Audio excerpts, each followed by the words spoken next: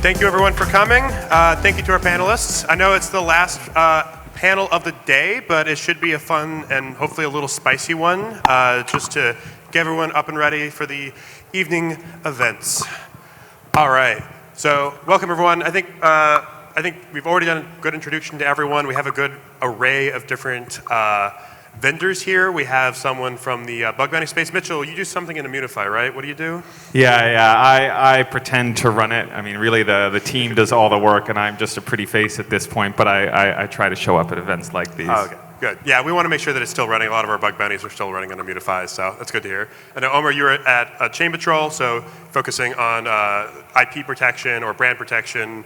I know that Ari, you're at Failsafe, you're doing monitoring. Neville, you're at Dedaub, which does monitoring as well as audits. And then Michal, you're at Sigma Prime, which also does a lot of audits as well as running nodes and critical infrastructure for Ethereum. So all of you, good variety of experience here for all of you who aren't already aware of these distinguished figures. So from here, I'll jump right into some of the questions. I think the first one is around incentives, and I'll probably start with Michal on this one, because ultimately, ImmuneFi was the first one kind of on the scene to say, hey, I think we are not incentivizing bug bounties enough in the very early days of Web3, trying to put that out there. So I'm going to probably pose a question to you around like, what has changed over the last few years since ImmuneFi first launched, and how do you see the current incentive landscape? Is there a mismatch in incentives that ImmuneFi sees today, or are there other challenges beyond just the price of bounties? I'm curious to hear your thoughts. So, as we've seen more larger black hat exploits like 1.5 billion for Bybit and others occur.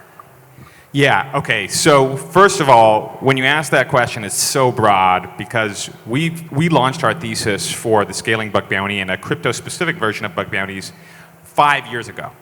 Over 5 years ago. So it's been a long journey. We've gone through several cycles in that time where mentalities have changed from 2021, where this idea was avant-garde and offensive, arguably, to 2022 and 2023, when it was widely adopted and proven to be extremely successful, to 2024 and 2025, when things changed a little bit in terms of the overall adoption of that idea, and the kind of bug bounty model became a little bit more institutionalized.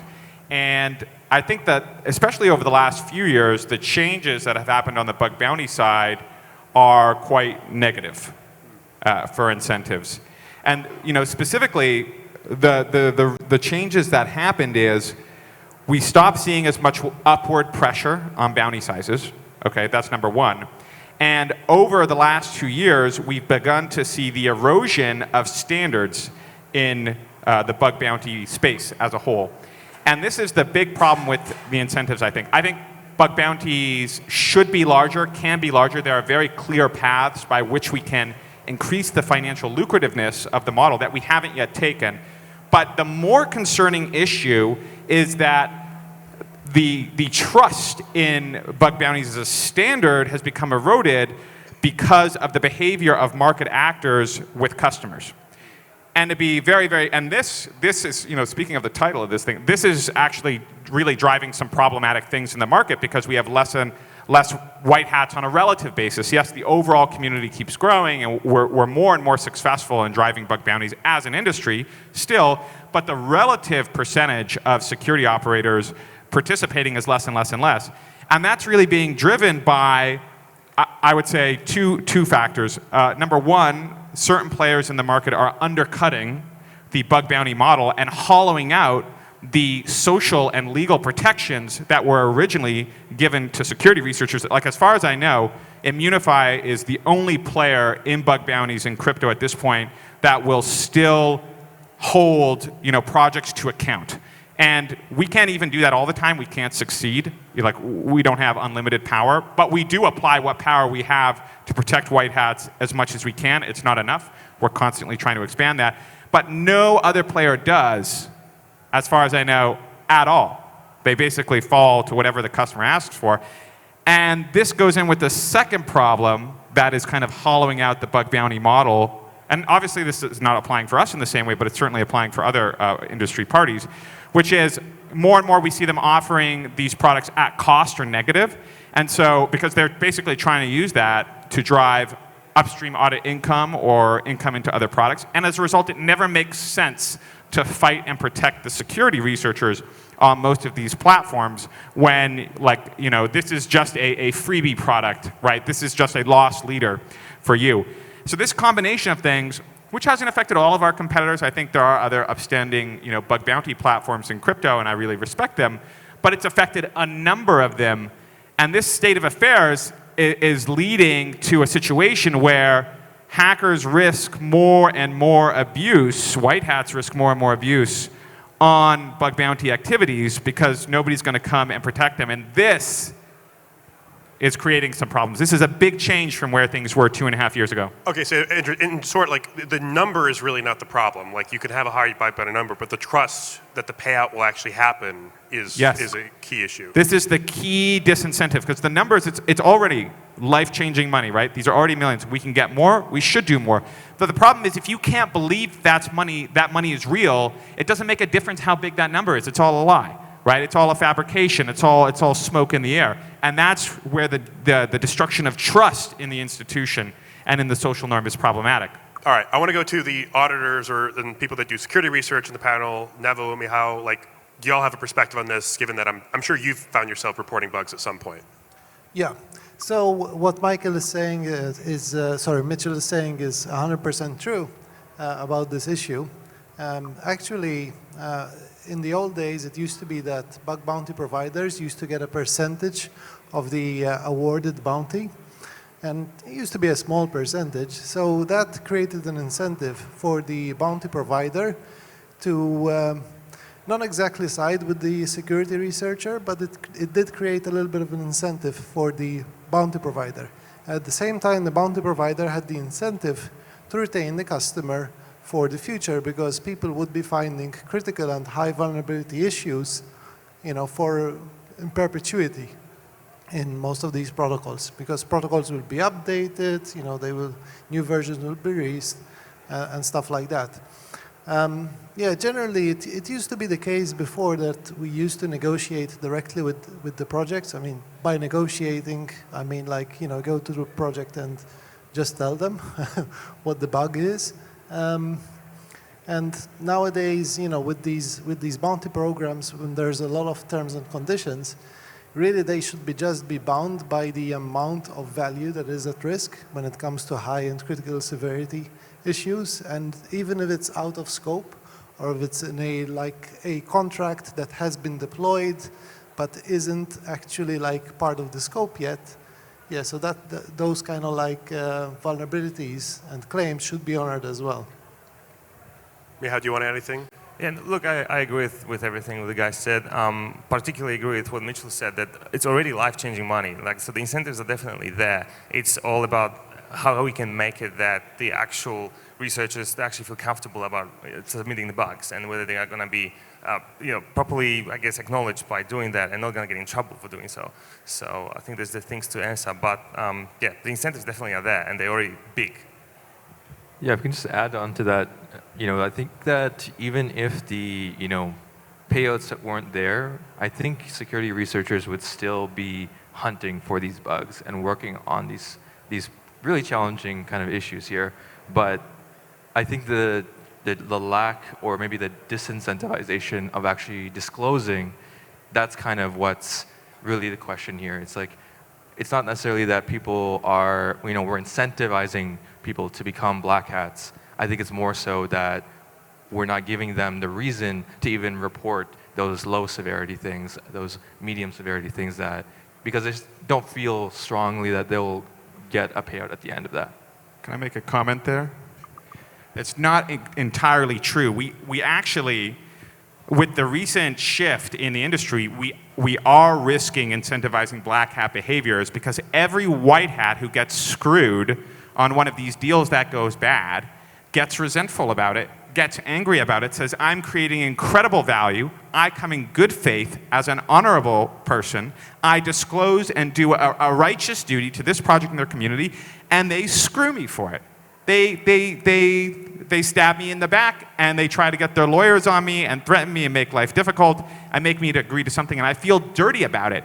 And this has begat a conversation over the last 2 years, which has become more and more common, where people are asking, hey, should we just be taking the money first and then sending 90% of it back, which is totally illegal, extremely destructive, risks huge market impact and devastating consequences. But this is something that happens, and it's something that we've seen a few times. It's kind of pulling people, not necessarily to become strictly black hats, but this kind of gray hat, which is really on the border, out of frustration and a sense of a lack of respect for their work. So it's even worse. It's even worse to this scenario. It's like, it's not even that people just don't hunt as much, which is a problem, and absolutely true, that risks not bringing in more new blood into the industry, but also that really talented people who get screwed, and only, remember, the people who are going to have these bad experiences are only the ones that are good enough to find something in the first place. So we are selecting for skilled, dangerous people, right, in these bad interactions that have to deal with all these BS terms and conditions, which is crazy. And these people are now asking, hey, maybe I should take what I can because this is the way the project's, treating me. Are we all living in the jungle? Well, maybe I'm a jungle beast too. So it's worse than it looks. Ari, I see you leaning in. Yeah, I mean, I kind of disagree with that a bit. I think that the real, I mean, it's not so much that are we creating more black hats. I think it's more along the lines of, are we just disincentivizing white hats from working in this area in the first place and just applying their talents elsewhere? Because I think we're just giving ourselves too much credit to say that these people are just going to go commit crimes. Because at the end of the day, if a government comes after you, it's a crime, right? Much easier said than done. In most places in the world, these things are not crimes today. Yes, sure. It depends on depends on what country you're in and who's going after you. But I mean, I can tell our experience. We've been actually recently we've been participating in quite a few bug bounty programs, and there is a difference between going after like programs you guys put up, Hack and Proof and others, versus just going after, okay, I just found a bug in this bridge and I'm going to see what happens. I mean, our experience has been quite interesting, illuminating. What we see happening is, yeah, we get confirmations, and then it's kind of a black box. You have no idea when you're going to get paid out. Your bugs get downgraded. It starts off with critical, and now it's like a medium. So yeah, I mean, the structure is really wobbly. So it sounds like there's like a general trend that like Michal's pointed out of like, okay, this seems like it's getting worse. There's more market players entering. There's more pressure to maybe kowtow to the customer that is the one that is running the bug bounty program, or rather like putting up the money, managing the protocol. So I guess like if this is a trend we're seeing and there's market forces pushing us in the direction, like are there solutions on the table? I know there's been a few topics that we talked about earlier when we were talking about this panel, like using ZKP sort of disclosures, or finding other sort of disclosure mechanisms that are going to be potentially more open or give the security researchers more fairness beyond just trusting the system.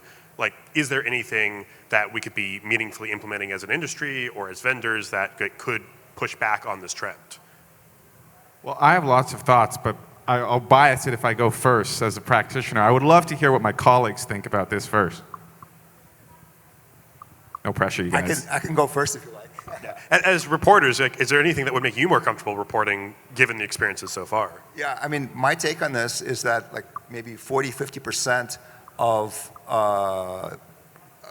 contests. I mean, I'm not talking about like existing bugs on the undeployed contracts, but companies that are willing to participate in, say, ImmuneFi's program. You can actually set up very explicit rules, basically for invariant bug bounty program, where you have to deploy, you as a protocol, you deploy your contract on a testnet. And these are, if you can prove, you set up basic criteria. If you can drain the contract, or if you can violate administrative privileges, if you can violate in a particular way governance voting, then you're guaranteed a payout. Just provide the hash, and I mean, I'm not saying that's the silver bullet, but it's a fair, it's a math way of doing it. It's not, somebody's going to sit in the room and decide how much money we have to distribute, whether we're going to do this at all. So I remember around 2019 and before, there used to be these bug bounty programs where people would deploy the smart contracts on chain and also put in the funds, but they would put, just a little bit of funds, like 100K or something like that. And then they would explicitly say, like if you manage to hack it, that's basically your bounty. And, they allow it, for a period of time. It could work. But I guess the question is, like, is that a project that's going to have 100 million at some point, and am I, waiting on a longer period? Which I guess it comes down to the researcher having an incentive. I guess any other thoughts on this? It doesn't have to be. It doesn't have to be on mainnet, right? You can do this on testnet and then have, and not everything is about locked tokens. There's lots of other interesting kind of bugs. But if you define the criteria and have a very explicit set of rules, then there's real proof, right? Just publish your transaction that changed the state from one to another on the contract. All right. Yeah, you seem like you want to jump in.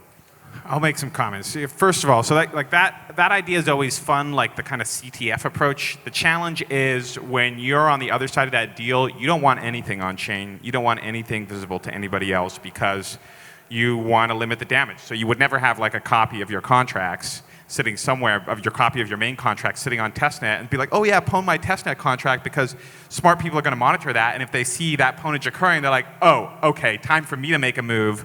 Can I reverse engineer this into an attack of some kind? But you have real. I mean, you in your contests, you have projects doing new projects. That's different. Publishing. Contests don't have the same risks because Sure, you don't have the same assets on chain already live. It's for mainnet protocols where that function doesn't work.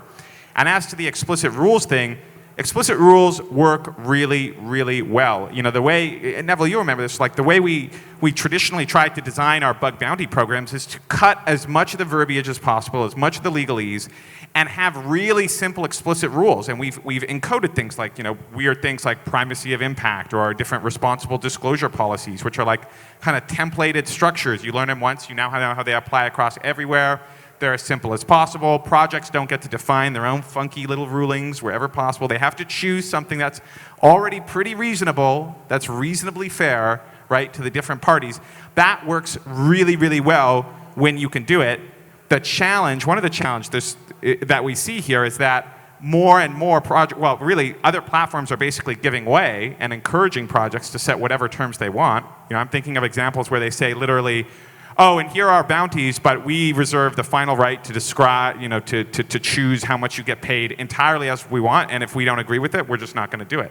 And you have things like that, right? Total control, effectively, which makes it not a realistic commercial transaction. That kind of thing is something that's being pushed in other places. Now, if we were to bring back, if we as an industry or as security researchers, almost as a guild, were to demand kind of these types of commercial transactions, that would go a long way towards solving these problems. But at the end of the day, we need all parties, we need the platforms to be willing to balance the interests, or at least, champion the security researchers as well in order to enforce things.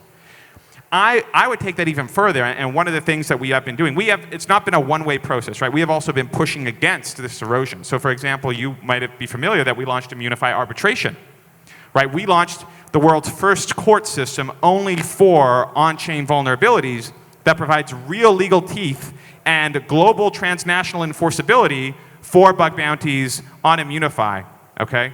And you have a bunch of programs, dozens and dozens of programs where that happens right now, but there's a catch. This amazing thing, it's the best legal protection in the history of bug bounties in the world. The catch is the projects have to agree to it first because it's a legal contract, and it's hard to get them to agree to it. Right? We can't do it alone. We need help to do that. We are driving it. There's lots of upstanding projects that are agreeing to this. Like the ultimate in explicit rules is literally the program is a contract. We agree to be legally bound by it. We will go to arbitration. That favors the security researcher, and in that sense, not in an abusive way, but just in a way that they can afford to go, as opposed to like a traditional court system where it'll cost $100,000 to go to court. ImmuneFi arbitration costs 5 to 10. Feels like a lot of money, but that's nothing in terms of being able to get some justice for you. We have these kinds of things. There are other solutions that we're looking at ImmuneFi to try and build more trust with the community, bring more transparency to the models, create safer ways for projects to pay so that they don't have to strictly rely on treasury assets or otherwise. But that's the only way we're going to end up reversing that. We have to build trust by making by making the commercial terms reasonable for all the parties, to make the transactions safe for all the parties. And we can't just throw everything on chain because that makes the transactions unsafe, right, for many of the projects. We can't just say, oh, you know, pwn it and own it because of the way that blockchains inherently work. We can't just say, oh, let's make them do, you know, interesting proofs because not everybody's going to know how to do that. We're pushing even more work to the security researchers. That pushes even more risk. Why should the Whitehats have to jump through so many hoops, right, to do this when they're trying to do what is good? Why are we making this the most painful possible process for them? Like, where is this calculation? Unless they have legal protections on the commercial contract, why would they jump through all those hoops to do even more work? It's not very fair. So where do you see, in terms of Whitehat activity, do you see it more in terms of contests, or do you see more people just going out and looking at popular contracts and seeing if they can exploit it? Definitely bug bounty programs, and there's a big distinction between audit contests and competitions and bug bounties. You know, audit competitions are typically much easier to do, and they attract a lot of activity, but they attract a different type of person than the people who do bug bounties. We have a lot more activity we see on the bug bounties because, you know, we're running, you know, I don't know, 3 to 5 audit competitions in any given month, whereas we have hundreds and hundreds of bounty programs that are running all the time. So we see a lot more activity there, and that's where we see these concerns. But within that category, right, just to kind of draw the implication, the security researchers are looking for signs of trust. Everybody's been burned. People don't want to gamble 20, 30, 40 hours of their life hunting on a new code base for a bunch of guys who are just going to screw them over. So even on ImmuneFi, and we try to curate as best we can, create those trust signals from ImmuneFi vaults, from ImmuneFi arbitration, to encouraging responsible disclosure, to encouraging more transparency around statistics, never as much as we like, but always more and more. But these are the things that security researchers are looking for and correlate with hunting activity. Just to add on to that, I was speaking with a security researcher just today about sort of this topic. And you know, I think the thing that was most interesting to me, just to contextualize all of this, because there's a lot of, I think, there's a lot of really critical innovation that has happened in the last couple of years and is happening around this.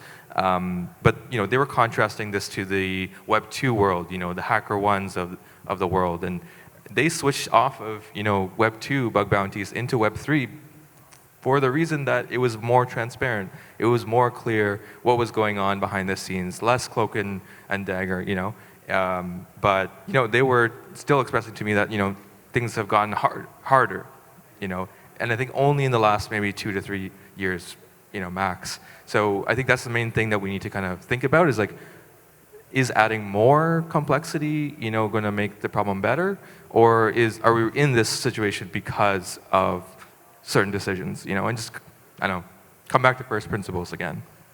Well, I guess there's another question that kind of brings us to another theme. So there's complexity, and there's also like, how do we target the next wave of developers and applications that are coming online today? So, you know, there's a question of like, what's a good MVP for a bug bounty program as soon as you launch, assuming you have very low TVL. Maybe you have a project that doesn't even impact TVL, or you're an RWA where the security landscape is very different. You don't have something very complex, but the security is actually not as, you know, you're using existing ERC20 primitives and other things, so there's at least some expectation that the security risks are different. But at the end of the day, my question is, you know, how do you give someone kind of a reasonable starting point for MVP, but then how do you make sure that, like, as TVL scales, assuming it maybe happens in, you know, an unanticipated way, or it could happen rapidly due to a successful month, like, how do you make sure that now they are scaling the incentives? Is that just doing it as a percentage of TVL? I know these are topics that have been discussed before, but given that how things are changing now,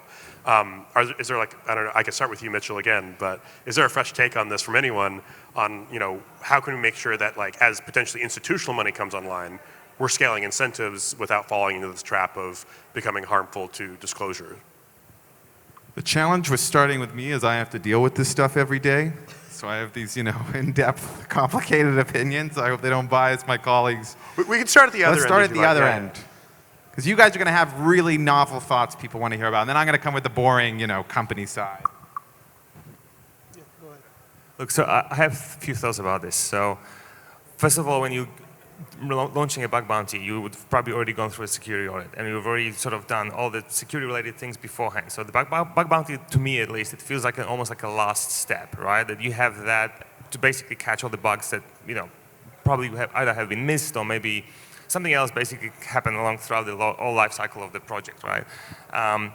But I don't think you should really assume that as my TVL grows, the security is becoming more important, right? You should always assume that I'm going to grow to a certain level of TVL at some point, so I'm going to do my best to secure it as well as I can, right? So obviously as TVL grows, then the problem becomes the incentives, right? Like you have to, it's assumed that you'll offer a little bit more, so maybe a percentage of actual hack. If you can prove that you have a POC that, hey, I can steal $1 million from the protocol, there could be 5%, 10% bounty that we can actually pay for actual assets at risk, for example. Could be an idea. Yeah, that would automatically scale, something like, 10% up till the first million, and then anything above that, 1% or something like that, because otherwise, the bounty payment might be a little bit too much. At some point, there were 10 million bounty payments as well. Those were the days. We should also remember that, there's fewer smart contract hacks, so the people who have been doing bug bounties, now there's less vulnerabilities to find actually at this point because security auditing, for instance, has become more prevalent. People are doing 4 or 5 audits, whereas in 2021, it used to be the case that big projects would release without any audit. You also asked about other innovative things that we could do, and maybe we should broach the subject on ZK proofs and things like that. But the problem with that is that there's we don't have currently a full ZK EVM, and that's kind of what we will need to prove those executions on L1, for instance. And on top of that, there's many different technologies, and those will not have a way to prove using ZK technology that a hack actually can occur. So it's going to be very expensive to implement those things, unfortunately.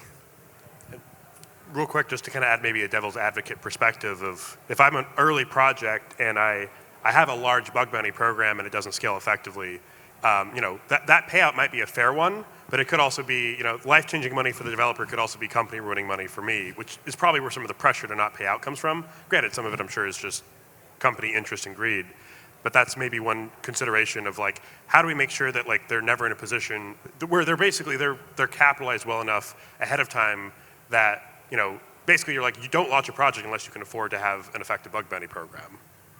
But do you think that latest trends are essentially DeFi projects are putting up bug bounties purely for optics? That it's essentially hey, we're so secure, we're willing to have this bug bounty program, but it's just a rubber. It doesn't mean anything, right? It's just a way to market.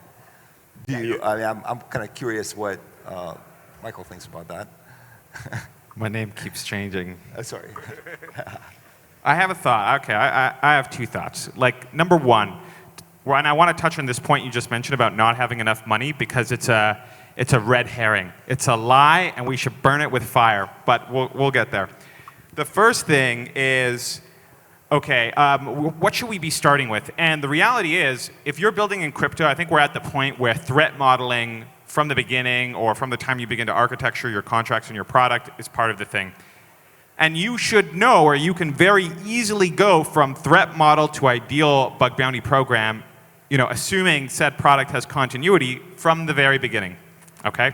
And there's relatively simple models you can do, like guarded launches and kind of scaling rewards with minimum caps in order to drive a good program. It's not that hard. In fact, we typically, you guys may have all seen, but a customer will come to ImmuneFi, and our programs may well last 2 or 3 years before we need to make a sizable update if we do a good job.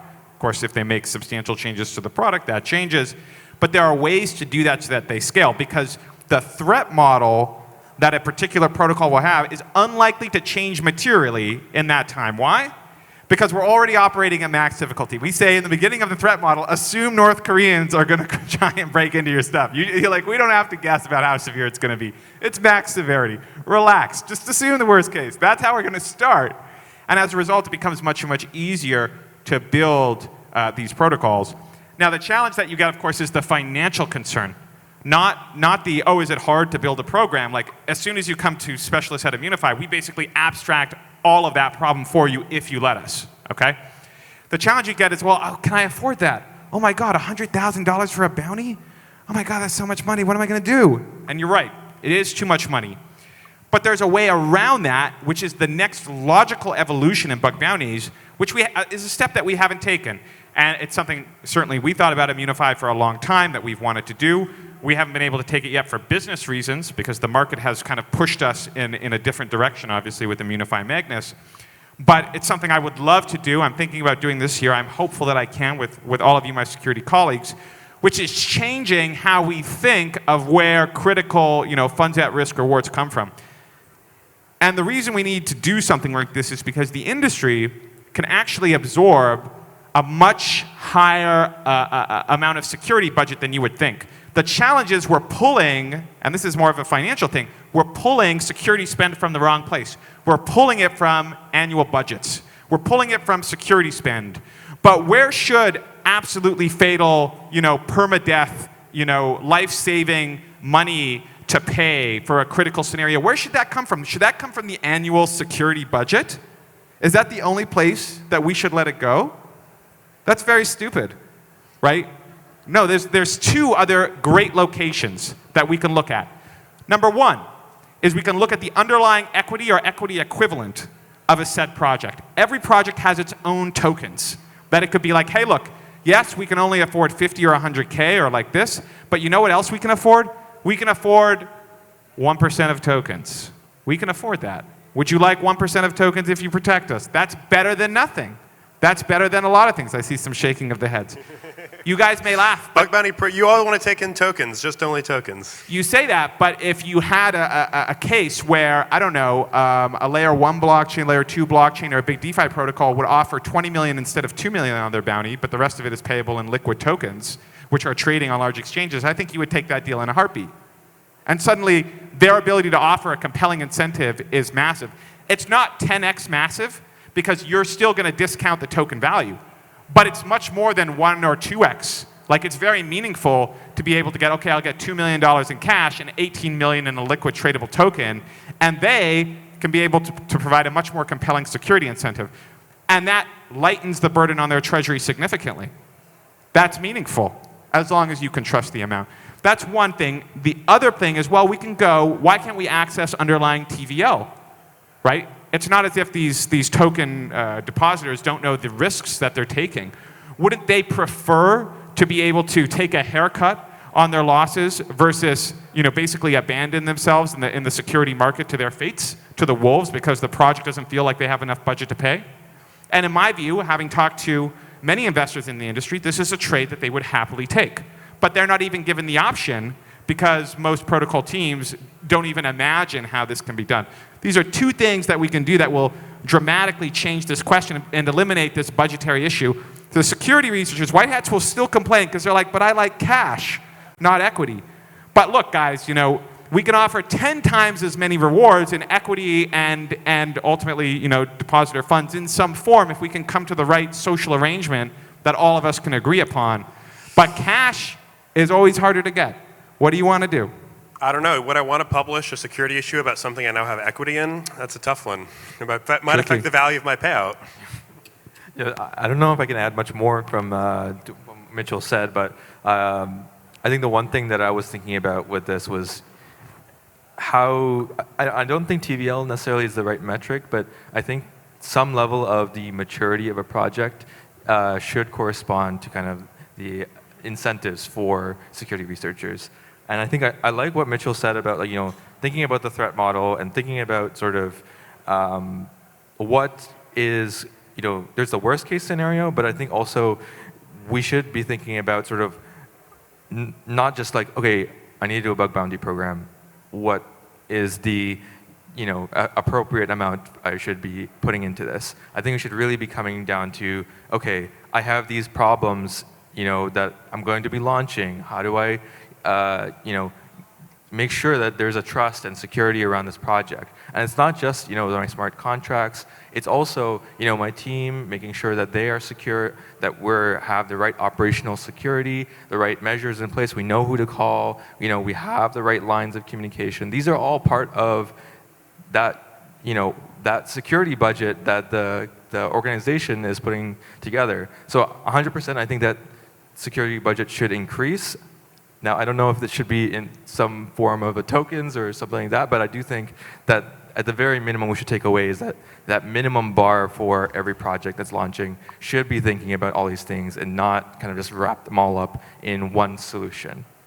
Well, and speaking of security budget, I want to give time for folks here who are focused on projects that are actually like providing tooling to hopefully prevent an incident or prevent bug bounties from needing to be paid out, that are detecting issues either pre or post prod.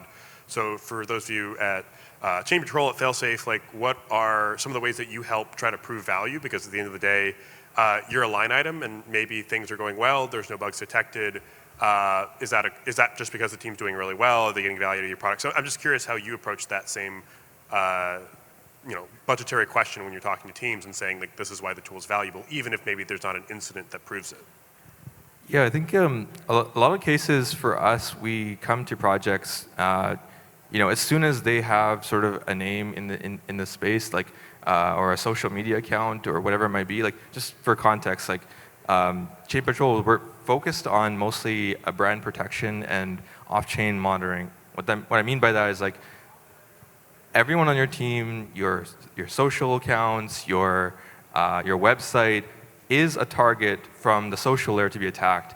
People are going to create fake websites, fake social media profiles, fake support pages to try to convince people like, hey, we launched, like you missed the first airdrop, here's the second one, like get on board, here's your chance. And these are all using drainer kits and all sorts of things to steal people's funds.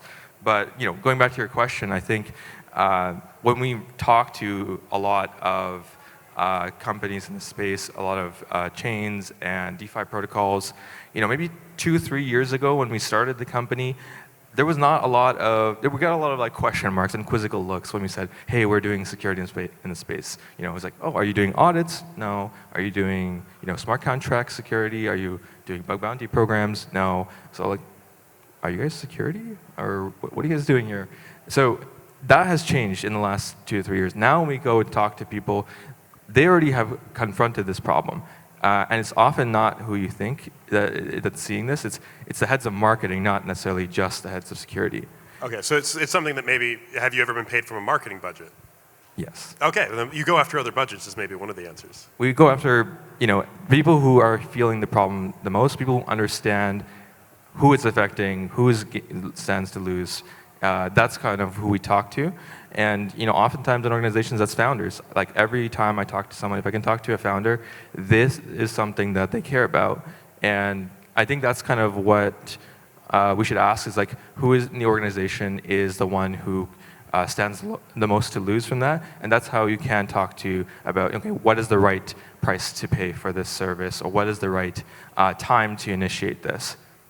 And so, all right, Neville, from a security monitoring perspective, curious. Yeah, I mean, our experience has been that just in terms of budgets, folks are much more willing to spend money on audits than monitoring. That's just the truth.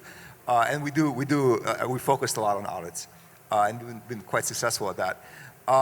It's just like any other. Like if you forget about Web3, I spent like my entire majority of my working life at Microsoft, at Google, Grab, other big companies, and selling security infrastructure is always hard.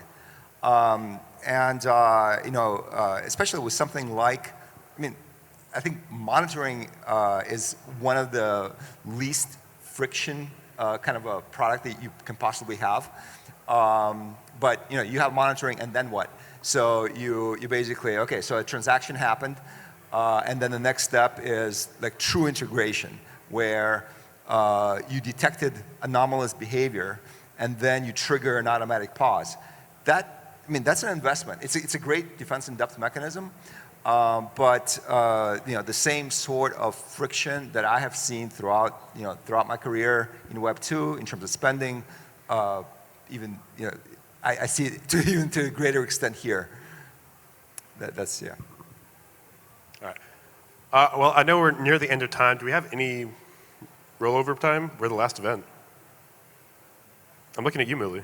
Are we the last? We are the last. Oh, yeah, okay, Let's perfect. go. Okay, yeah, sweet. All right, Neville, do you have anything? Oh, yeah, until they kick us out, we can keep going. Okay, Neville, do you have anything to add? Sure, yeah.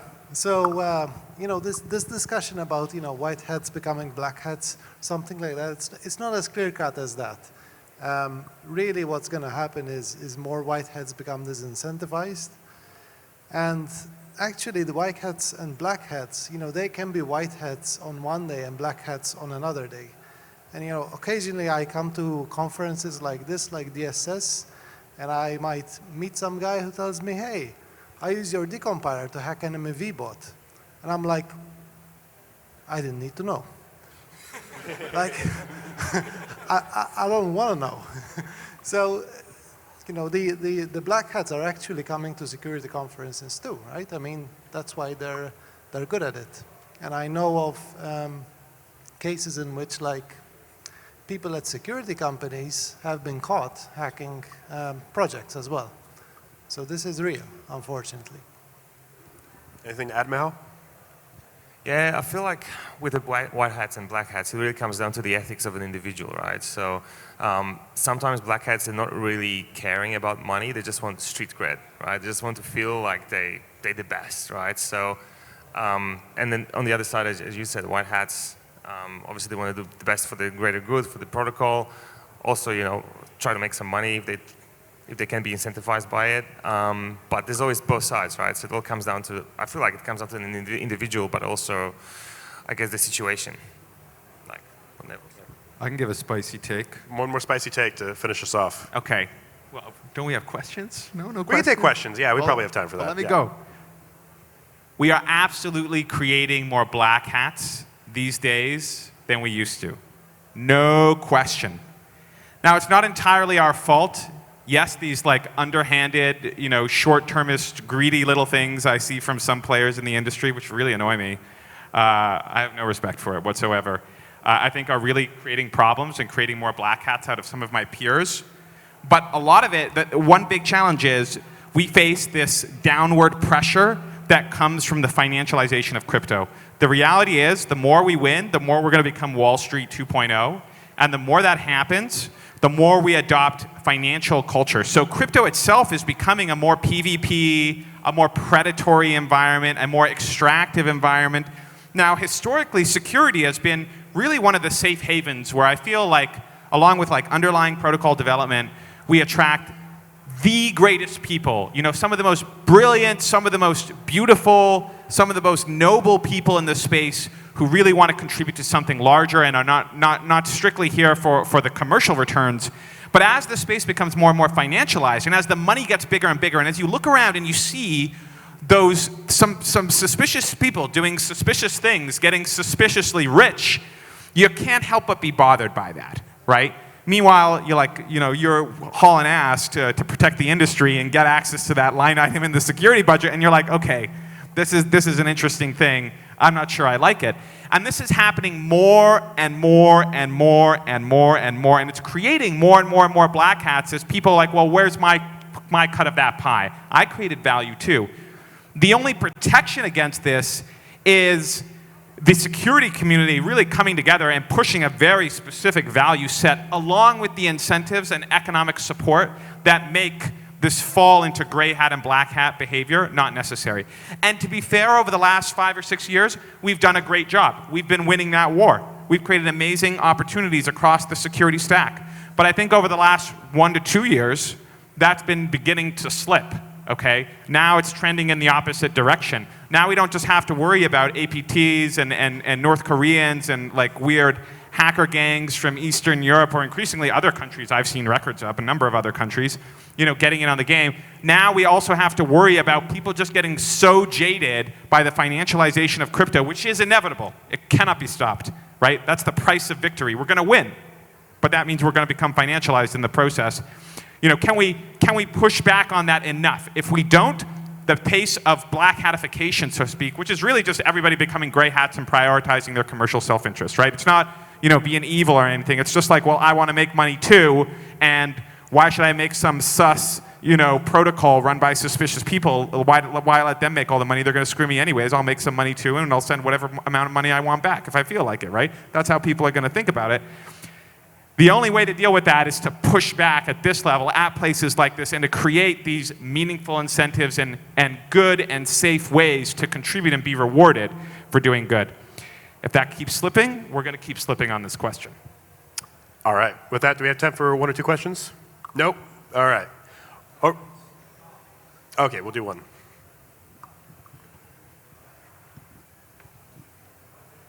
Thank you. I love the passion that Michal speaks about this subject. Can you perhaps tell us a bit more about Safe Harbor and how it can directly incentivize white hats to essentially do the right thing, and back to your point of socializing the bounty payout through TVL? Is that perhaps the best solution that we have today, and how can we maybe drive more adoption?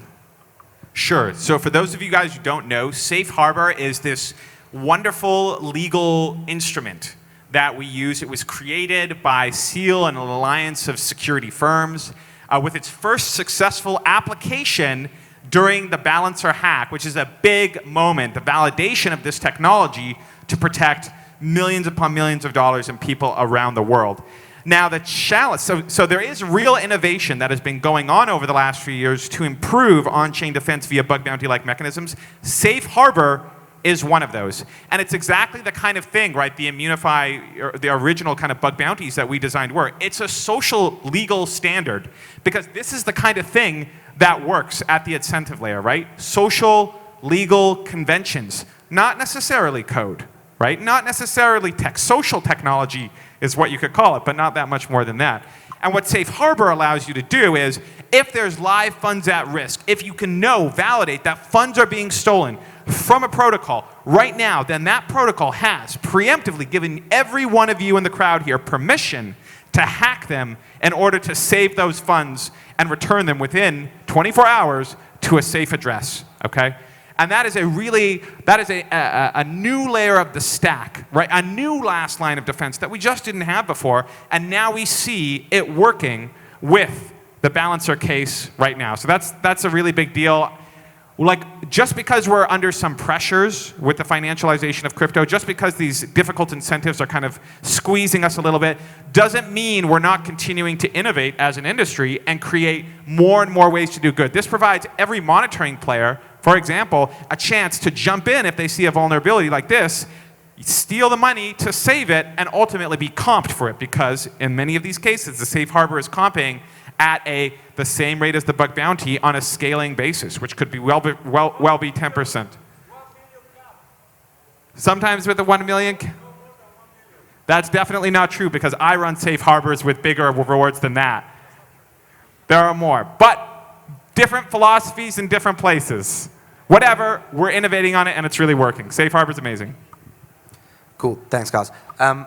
So an inherent characteristic of decentralization in a world where you can hide behind a computer is you're going to have black hats, right, that are going to want to steal money. Do you not think we should be putting a lot more focus on stopping or incentivizing white hats? Because the more you incentivize white hats to do what they do best, naturally there's going to be less for black hats to steal. So that's a really good point. The Safe Harbor thing is really great. I'd love to hear from your guys' minds, what are other ways other than money that we can incentivize? Because a lot of people are doing it for reputation as well. White hats as well. We glamorize black hats, but we don't seem to do the same thing for white hats. So I'd love to hear your guys' thoughts on other ways we can incentivize white hats.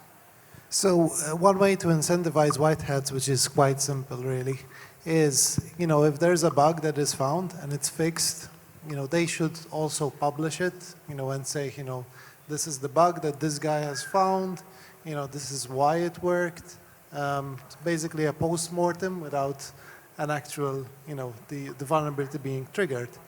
And that, is to the satisfaction of probably most of these white hats, because they want to promote, their own personal, technical capabilities with the rest of the world as well. Is that it, guys? I mean, I got stuff. I do all sorts of stuff like this already. But you guys, come on. He's offering you a chance. What do you want? What do you want for doing more good things? The EF leaderboard, okay, that's not bad. Do you have a thought, Umar? Yeah, I think there's a social, going back to the social layer a little bit, I think there is some more that could be done in the community about highlighting sort of white hats work. I think a lot of the we have these protocols with huge, followings and communities, discords, exclusive kind of perks and accesses. I haven't really heard of anything for white hats in that regard, like nothing other than conferences like this where we all come together and talk about the work that's been done. I don't really see any incentivization at the social layer for that, and I'd like to see something happen there. I can make a comment there. So at ImmuneFi, we've been doing this since the beginning. My pitch to the security researcher community, to white hats, pre-white hats, I should say, right? Because we have to see if they're going to do the deed, has always been, let me get you paid real money, nice money, but also I'll make you famous. I'll create a career path for you to do good. And if you look at security researchers, if you look at ImmuneFi's leaderboard, tons of these guys have launched full-on security careers, okay, on the back of their ImmuneFi bug hunting activity. And we try as much as we can to support that. We built more and more career tracks. So not only are we trying to glorify people, every single week we are tweeting about it, we are posting about it, we are showing the wins of the community, we're trying to draw attention to their good deeds, we write bug fix reviews on why people's acts ended up being impactful to the community in addition to the technical write-ups, because people always want to see both. And we try to help them however we can. And more, now that we have a broader product stack, things like PR reviews and audit competitions and the like, we also try to provide more stability, because that is an inquantifiable value prop to them, to be able to just trust that tomorrow is going to be okay, because otherwise bug bounty stuff is really volatile. Now these are all well and good, but the challenge is they stop at the limit of ImmuneFi, right? So our ability to interact and engage on the social layer is limited by the borders of our domain. We try to engage with other people to do that, but of course all the platforms are in competition with each other, right? It doesn't make that much sense for us to cooperate. And at the level of the kind of L1, L2 layer, at the level of kind of the ecosystem layer, generally they haven't really. Some of them are proactive about building security communities, but most of them not so much. The market kind of takes it for granted and makes a cold commercial decision. So we haven't received the kind of higher level support. Most of my customers, which are forward-thinking projects, in my view, amongst the best in the industry, all the best ones will use ImmuneFi, shamelessly. But what can I say, guys? It is what it is. But they're coming to us and they're saying, look, Michal, why don't you deal with this? We want you to deal with this. We specifically don't want to deal with this ourselves. We're busy growing our business. We only have so much effort and resources we can push around. So it's not really that easy to do, And I can't also just say why don't all of Ethereum cooperate? Well, we have lots of non-Ethereum customers too, right? And they were like, well, do we want to glorify those white hats too? So there's no easy kumbaya solution in this environment of market economies. Our best luck for coordinating that is, oddly enough, with institutions like SEAL or the Security Alliance, because that proves, as even though we're all kind of co-competitors in so many ways, that gives us a space to bring around and unite in a common set of values, which includes glorifying one another and giving each other access to new opportunities. That's how we met, for example.